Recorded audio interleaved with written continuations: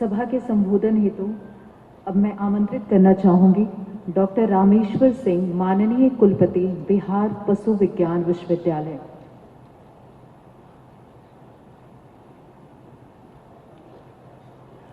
चतुर्थ कृषि road map के निर्माण के लिए आयोजित बिहार किसान समागम में पधारे मुख्य अतिथि के रूप में हमारे सम्माननीय मुख्यमंत्री जी, उप मुख्यमंत्री जी, मंचासीन सभी वरिष्ठ मंत्रीगण, सभी वरिष्ठ अधिकारीगण, माननीय मुख्यमंत्री जी के कृषि सलाहकार डॉक्टर मंगला राय जी, हमारे मुख्यमंत्री जी के परामर्शी अंजनी कुमार सिंह जी, मेरे साथी सभी कुलपतिगण, अन्य अधिकारीगण तथा यहाँ पर उपस्थित सभी किसान भाई बहनों, सबको मेरा नमस्कार। मुझे बड़ी खुशी है कि ये इस रोड मैप के निर्माण में अपना योगदान देने का मुझे अवसर मिला। हमारी कई बैठकें इसमें हुई हैं क्योंकि ये एक बहुत ही महत्वपूर्ण परियोजना है जो कि सरकार की एक फ्लैगशिप स्कीम है और आप सब जानते हैं कि ये चौथा कृषि रोड मैप। मुझे सौभाग्य मिला कि मैं जब तीसरा कृषि रोड मैप फाइनल किया जा रहा था और तभी मुझे भी यहाँ पर योगदान करने का अवसर मिला और हमारा जो बिहार पशु विज्ञान विश्वविद्यालय ये भी उसी में परिलक्षित था और उसी के एक लक्ष्य बिंदु के कारण आज ये विश्वविद्यालय आपके सामने। इसी में एक लक्ष्य हमारा नया मात्स्यिकी महाविद्यालय किशनगंज में बनाने का लक्ष्य रखा गया था, जहाँ से अक्टूबर 2018 में हमने उसे प्रारंभ किया और मुझे खुशी है कि अभी अगस्त 2022 में वहाँ से पहला बैच बीएफएससी का जो ग्रेजुएशन हुआ है और उसी के साथ में अब वहाँ पर पीजी की जो नामांकन है वो भी इस वर्ष हो गए हैं। तो इसी तरह ये दो लक्ष्य बड़े संस्थान बनाने के रखे गए थे, लेकिन हमने अनुरोध किया सरकार से कि हमारे पास केवल एक ही पशु चिकित्सा महाविद्यालय है, क्यों नहीं एक पशु चिकित्सा महाविद्यालय और स्थापित किया जाए। और मैं आभारी हूँ सरकार का कि उन्होंने हमें सहर्ष ये स्वीकृति दी और किशनगंज में आपके सामने अब हमारा दूसरा पशु चिकित्सा महाविद्यालय भी कार्य करने जा रहा है।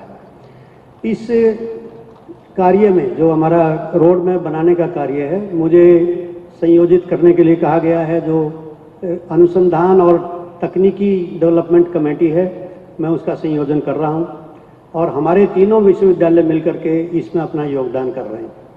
इसमें कई चीज़ें परिवर्तित की गई हैं कि हम जैसे अलग अलग काम करते थे उसकी बजाय हम मिलकर के काम करेंगे कि एक क्षेत्र में हम, ताकि एक दूसरे के कार्य को कम्प्लीमेंट्री और सप्लीमेंट्री, यानी कि कौन सा काम आपके हिस्से आएगा, कौन सा दूसरे विश्वविद्यालय के हिस्से आएगा, कौन सा तीसरे विश्वविद्यालय के हिस्से आएगा और कौन सा पॉलिसी और स्टेट के, राज्य के विभाग के पास जाएगा। तो इससे हमारे रिसोर्सेज बचेंगे, हमारी गति बढ़ेगी और हम समुचित हल किसी भी विषय पर दे पाएंगे। इसके लिए बहुत विचार विमर्श हुआ है और हमने देश के जाने माने वैज्ञानिकों से भी सलाह की है और कई दौर की बातचीत इसमें हो चुकी है।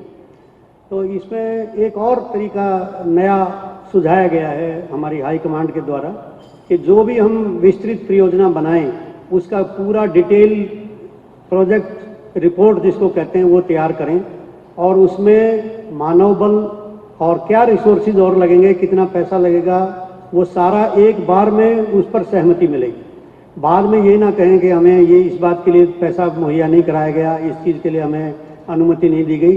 तो जो भी डीपीआर बनेंगे यानी डिटेल प्रोजेक्ट रिपोर्ट बनेगी, उन सब पर सहमति होगी और उसकी एक मुश्त उसकी अप्रूवल दी जाएगी। तो ऐसा देश में पहली बार हो रहा है कि किसी काम के लिए 5 साल के लिए पहले से अनुमति दे दी जाए और उसके वित्तीय संसाधनों की भी पूरी कमिटमेंट कर दी जाए।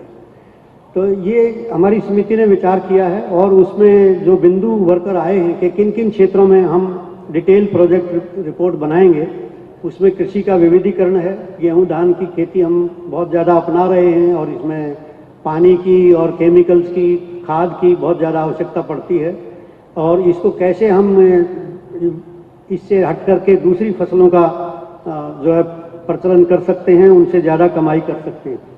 दूसरा, हमारे काफ़ी एरिया, हमारा साउथ बिहार खासतौर से जो वर्षा पर आधारित है, तो इसमें कौन सी कृषि पद्धतियां विशेष रूप से अपनाई जाएं। मोटे अनाजों में जो पूरे विश्व में इस समय एक वर्ष के रूप में मनाया जा रहा है मोटे अनाजों का, तो उस पर भी हम लोगों में काफ़ी गुंजाइश है कि हमारे यहाँ जो जो फसलें होती हैं उन पर हम आगे काम करें।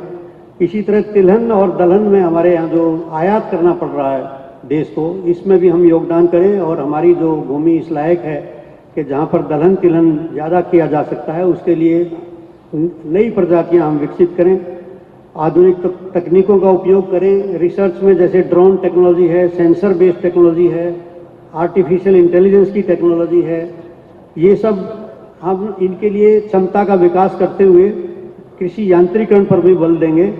और जो ब्रीडिंग कराते हैं, जो नई प्रजातियां निकालते हैं, उसमें स्पीड कैसे लाई जाए, तेजी कैसे लाई जाए, उसके लिए जो आधुनिक से आधुनिक हमारी फैसिलिटीज़ हैं उनको डेवलप करने का प्रयास होगा कि जो गेहूं की प्रजाति अगर 10 साल में निकलती थी पहले, तो आज हम उसका समय कम करके उसे 5 साल में ही तैयार कर पाएँ।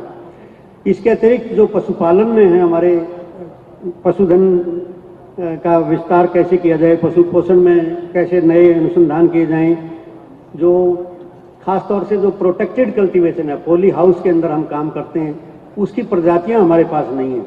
तो हम इस तरह के जो हमारे बिंदु हैं इनको चिन्हित करते हुए 30 से अधिक DPR डिटेल प्रोजेक्ट रिपोर्ट्स हम तैयार कर रहे हैं। इसी तरह हॉर्टिकल्चर में हमारे बहुत सारे प्रोजेक्ट्स हैं, वो तैयार कर रहे हैं। एक्सपोर्ट प्रमोशन पर हम जोर देने जा रहे हैं और कैपेसिटी बिल्डिंग, जहाँ जहाँ हमारे पास में कैपेसिटी नहीं है उसमें हम कैपेसिटी बिल्ड करके नई जो सुविधाएं हैं वो विकसित करना चाहेंगे। तो मैं समझता हूँ कि ये अपने आप में एक अनूठा प्रयास होगा और इसको हम प्राथमिकता के आधार पर आपस में विमर्श करते हुए एक अंतिम रूप देने में सफल होंगे। आज आपके जो सुझाव मिले हैं उनके लिए आपका बहुत बहुत धन्यवाद। मैं सभी आयोजकों का धन्यवाद करता हूं कि आपने मुझे अपनी बात रखने का अवसर दिया। बहुत बहुत धन्यवाद। Thank you very much.